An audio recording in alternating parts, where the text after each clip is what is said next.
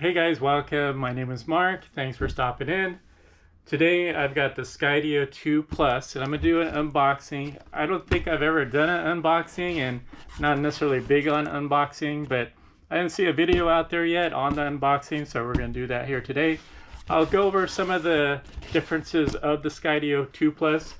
I do have the Skydio 2 already. I've had it for 2 years now. Really love the thing, but there's definitely some shortcomings. And so hopefully the Skydio 2 Plus is going to address those shortcomings. I'm going to do some tests and, go over that in detail like I usually do.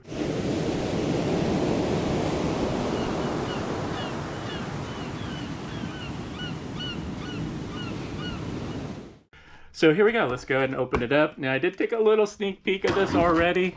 So things are kind of already opened up already, but here we go. So here we have the Skydio 2 in its case and the beacon, which is falling out of the box because I already opened the box.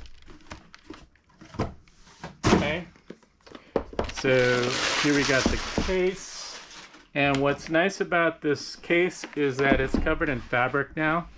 The original case, it just had like this plastic coating which didn't feel all that great or look all that great. It kind of scratches on the bottom when you set it on the ground.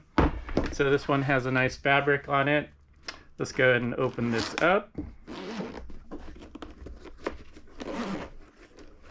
Okay, so pretty straightforward visually. There's not going to be much differences with the Skydio 2 Plus and the original one. Really the main thing has to do with the antennas that pop up, right? So let me show you here how they pop up. There's one on each side. Now the antennas in between the optical avoidance cameras, that are here and here.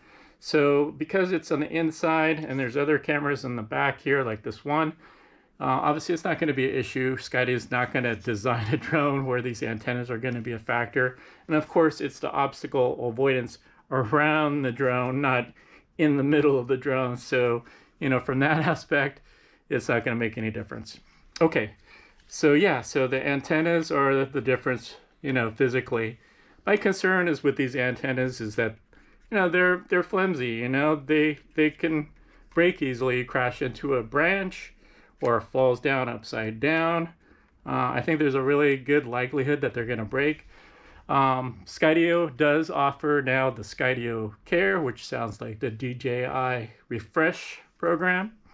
And I haven't gotten it yet, but I'm probably going to get that at least for the first year and see how this works out. And probably should consider that if you're getting the Skydio 2 Plus.